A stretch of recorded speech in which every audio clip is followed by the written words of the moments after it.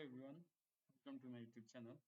Today in this video, I am going to define the dynamic earthquake loading in this Perform 3D model. So for this, let me go to analysis phase, then set of load cases. Here we see the type of load cases, gravity, static pushover, which I have already discussed in the previous videos.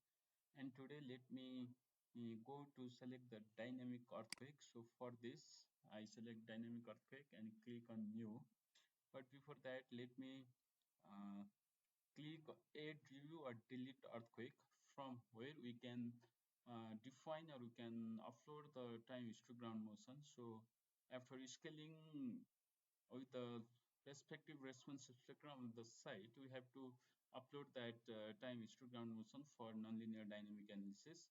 For that, let me go for a review earthquake loading. From here, we can give the file path, and in the content, we see here the type of the data to be uploaded in Perform 3D, which is in the form of text file. Perform 3D accepts only text file, so the data is time is to acceleration only. Second one is time acceleration pairs, and the third one is the acceleration time pairs. Another one is acceleration velocity displacement set, and then time acceleration velocity displacement set, and acceleration velocity time and displacement and time at the end. So I already mentioned that the ground acceleration file must be a text file to upload in Perform 3D. It can have a numbers of header lines before the acceleration begins. So the rest of the file must contain these following information. So in acceleration only, there must be a fixed number of values for line at a constant time interval uh, for the acceleration. And for time acceleration pair, there must be a fixed number of pair for line. For example, there must be a certain time step and the respective acceleration on that time. And similarly for acceleration time, just opposite of this time acceleration, same file, but sorting in acceleration time pairs. And another one is acceleration velocity displacement pairs, which must be a fixed number of set for line at constant time intervals. So this can be also for constant time intervals, and this last one is also for constant time intervals. And the values are separated by commas or space, and we have to have the option to skip the lines, because in most of the time history data text file we have the information in the beginning of that file. So we have to check that file, the text file, and skip the line. So we will see later. And the number of acceleration values for line, if there is one acceleration values per line, we have to keep here one, and if we have two values, we need to insert two, and so on. So here we see the time interval of the time history, and the duration of total earthquake total duration, and the unit is G, or whatever be the unit, what is the type of unit type you have to insert, you can select from here. So for my case, I have to select G because all the data are in the form of G format. So for example, the maximum acceleration is 0.35 G, like that. So let me select some acceleration. For that, I have to go to browse. Here in the desktop, I have downloaded the ground motion data from PeerNG database. So here we see the data which is downloaded from Pacific Earthquake ground motion, strong ground motion data center. Here we see that RSN 126 Gausley GAZ00 means here we have file type as acceleration, AT2 mean acceleration, T2 mean displacement, and velocity for one direction, I mean 0 x direction. Then another one is 90, which is orthogonal, in orthogonal direction, 90 direction. It means we can refer this value for north south, or sorry, yes, north south direction, in the form of acceleration, displacement, and velocity. and this one is for vertical earthquake. So for one earthquake, we can download the three types of data for horizontal, two for horizontal ground motions in east west and plus north south, and another three here for acceleration, displacement, and velocity for vertical earthquake. Similarly, this Imperial Valley earthquake is considered also considered as same pattern: acceleration, displacement, velocity, displacement, and you can see the data which are downloaded from mm, the PRNG records is from ground motion data. So let me open this one. Okay, I have selected this data, and for the type of data, let me select the type. What is the format of data? Okay, I have selected this one. So let me click. Yeah, here we see that the peer NGA strong motion database records Gausley USSR. This is the date of event. I think it is the EV center, and it is the acceleration time series in the unit of G. So total number of points is 2048, and the dt mean time interval is 0.0066. Here all these 1, 2, 3, 4, 5, these values belongs to acceleration time history. Similarly, if we click this one, this is the displacement time series, because we see the file types here as displacement, dt2 mean displacement, and similarly if we go for this one, this is the velocity velocity time series in the form of cm per second. So for now I have to go for acceleration time history here. Then let me turn into Perform 3D. I have already uploaded that RSN 126 Gausley acceleration time records. The time interval is 0.0066 second. Then the total duration of the earthquake is, I think I have to calculate for 2048 into 0.0066. 2048 into 0.0066 means 13.51. Duration is 13 point, let me give 52 in the acceleration unit of G, which is already mentioned here. So acceleration unit is G. Then the time interval is 0.0066. Duration is 13.52 unit G. And skip first one, one, two, three, four lines. So skip first four line, then acceleration values for line is 1, 2, 3, 4, 5. So 5 number of acceleration value for line, and the values are separated by space. So this is the first value at step 0 or step 1. And this is the total information regarding the earthquake time histogram motion.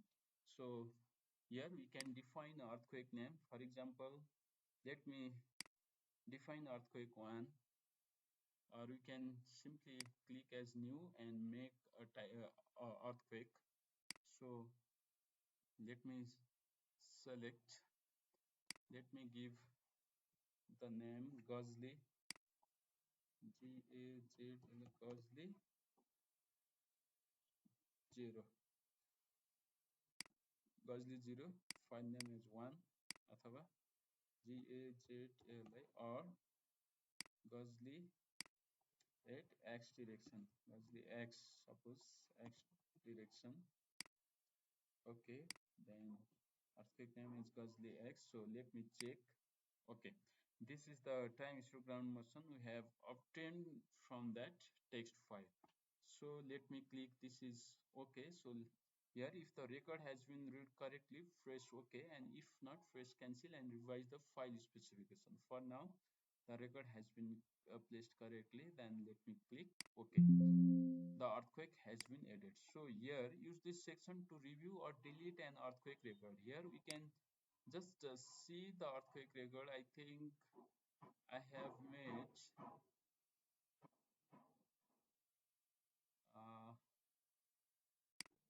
Gaussly 0. Gazli, where is that? Okay, Gaussly 0.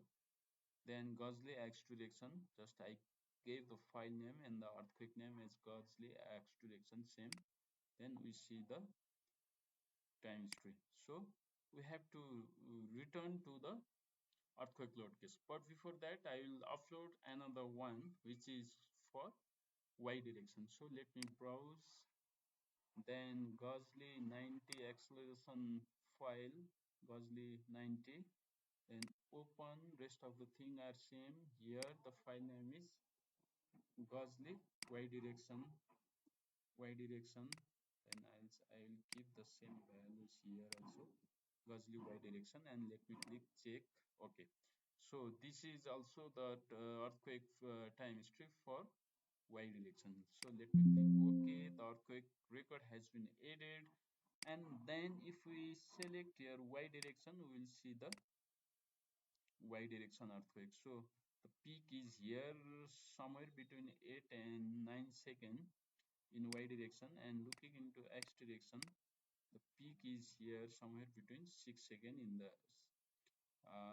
6 to 7 second in vertical plus y direction, and 8 to 9 in negative y direction. Okay, so let me click OK, and then we have to return to earthquake load case. So let me return to earthquake load case. So here we can define the name. So I gave the name GHLEQX. Okay, then click OK. Here total time, we can see the control information for the dynamic analysis. So the total time of the earthquake we have recorded is 13.51. Please note that the time period here to be mentioned for dynamic analysis should not be less than 13.51 second. Uh, if it is higher than 13.51 second, there will be no problem, but it should not be less than 13.51 second, because all the time history should be run during the analysis. So for now, let me click 14 second, and the time step is 0.0066, which we have already uh, mentioned in that earthquake.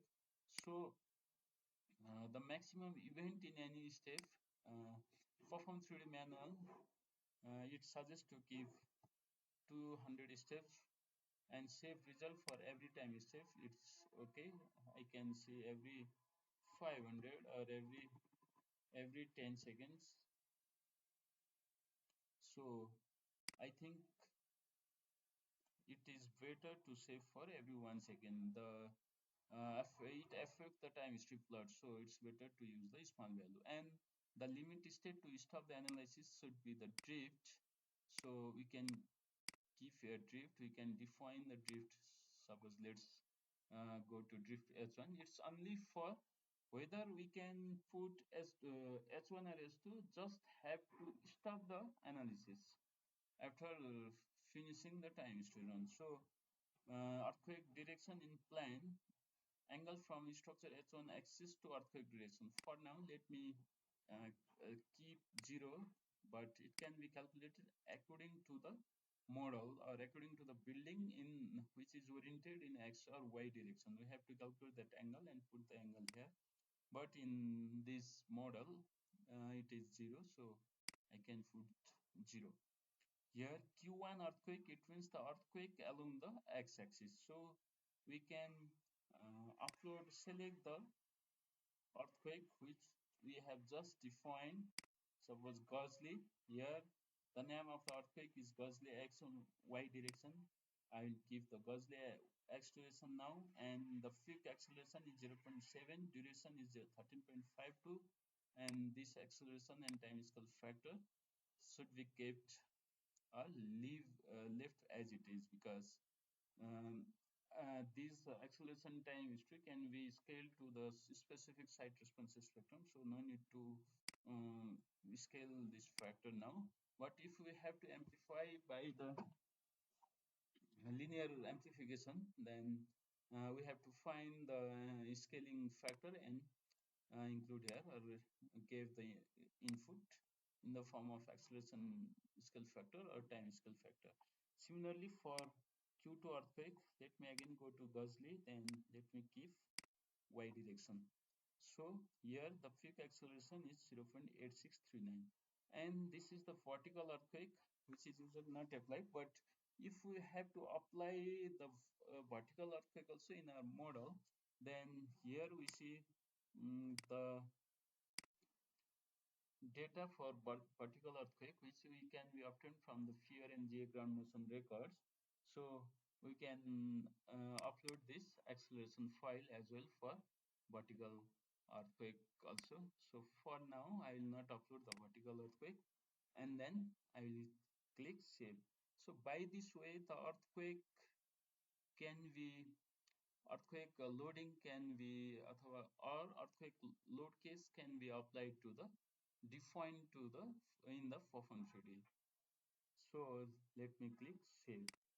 Okay, here we see that the Gaussly equivax, which is x direction and y direction, both earthquakes are applied under the load case name Gaussly equivax earthquake. So by this way, the earthquake is applied, and many of my friends are confused that how to apply the dynamic earthquake or how to define the load case in Perform 3D. So that I have made this video. Hope this will be clear to everyone. And after this, we have to move for run analysis. So here we have to set up the load cases and our analysis series. Continue or change an existing series. First of all, let me give one name. Start a new analysis series. Let me give Gaussly EQ, and description also I'll put the same value here. Then this is the analysis series which can be selected for the analysis. Okay, then here the basic mass means we have the basic parameter and masses type to be selected here in this dialog box. Here in the basic parameter type of load sequence, we have to put general, because earthquake, if we keep standard, and the analysis, the time history analysis can be run from the initial phase. So we have to select general, because if we select general and at the time of analysis, uh, before running time history analysis, gravity load case shall be selected and run, and then it is preceding with the time history analysis or static pushover analysis. Include p delta effects. It depends on you. We have to keep. We can say yes or no. It depends on the type of analysis. And here we recommend ignoring p delta effect until you are sure about the model is correct. Here there is the option to check the model whether it is okay or not before going to make the series of earthquake. But for my model, it is already checked, so there are no any issues in the model. And the event overshoot factor, it is 0.2 to 20. And if you want to increase the speed of the analysis, because you know that running earthquake time history analysis in PC, it is consuming a lot of time. It takes multiples of hours. So if we increase this value, it can reduce the analysis time and without loss of accuracy. Here it is also mentioned. And number of modes to be selected for calculation, it depends on the type of the structure, and numbers to be printed 0, see the notes below, and the mass which we have defined in uh, so let me select now as okay. And here we have defined the mass. This is the mass, which is dead load plus 0.3 L live load, and then this appears in the mass section. Here the scale is 1, or it depends on the type. Basically it is 1. So let me click OK. Then after that, we have to set and run the analysis. So here we see in the analysis set, mode shape, number of modes shape equals to 12. So the model analysis should be performed for first whatever be the analysis. Either it's a response spectrum analysis, static pushover, cyclic pushover, or earthquake time issue analysis. This mode shape or model analysis can be set here by default without any number in any type of analysis. So here is the load case, and here we have two analysis to be added. First of all, before going to nonlinear analysis, we have to add the gravity load. Here the preceding analysis number, so it is 0 for now. So let me click add and it is added here. And after that, we see the number here increasing. Then we have to go for dynamic loading. Then let me select Gauss-Lee QX. So adding that dynamic earthquake for time history run. So first of all, model analysis will be done, and then the gravity load analysis will be done, and the preceding analysis is one for dynamic loading, because after completion of gravity load and from the final status of gravity analysis, load analysis, dynamic earthquake, or if we define the pushover load case, same will be the preceding number. So for run, let me click OK. Okay, this is the analysis progress for gravity load, and after completion, then we have the time step of 2121 and the time history earthquake is run. So by this way, we have to we have to define the earthquake dynamic earthquake loading, set of load analysis series, and finally run the earthquake in Perform 3D. So for more information regarding the nonlinear analysis and Perform 3D, please subscribe my YouTube channel. Don't forget to like, share, comment, and the place where to and comment the at the place where I have to improve and I have to add more videos regarding the topics. So for now, I will stop the analysis. Mm, I will wait for the analysis to finish. So here the analysis is about to finish. So let me wait until finishing the analysis. Okay, here let me click OK. Then after the earthquake loading has been applied and the analysis has been completed, here we see that the analysis series as all load applied. Suppose if we have any convergence problem, we see the comment here, the analysis has stopped in this step. So please check the model or something else. So here for more detail for any analysis, we can see that the analysis was run successfully. The full specified load, drift or time was considered. You can process the results. If this is a gravity load case, and you can use the analysis as a preceding analysis for pushover or earthquake load case. Similarly, let me click on earthquake load case. Yes, the analysis was run successfully. The full specified load, drift or time was considered. You can process the result, and same, the comment is same, but this is the earthquake analysis. Okay, so here and after uh, this analysis, let me close and we can go for model analysis. We see the model analysis series here. The first mode is 0.6581 second. The first effective model mass participation factor along the H1 direction is 0.6829, which means 68.29 percentage. Similarly, if we go to mode 2, time period is 0.526 second. The model mass participation factor at mode 2 is 85 percentage, and we see the effective mass or Bézier factor 86, which is the addition of these two, and the degrees from H1 axis is 83.93. Similarly, we can extract the value for model analysis result like this. And for example, we can plot the animated result also. So if we go to mode 1 and animate, we can see the animation of model analysis. Similarly, if we go for mode 2, this is along the y directions, and in mode 1 it is along the x direction, and in mode 3 we can see the structure is in torsional mode. So by this way we can do the model, we can see the model analysis result while applying any types of loading in Perform 3D. So for other more information, keep watching my videos. Thank you.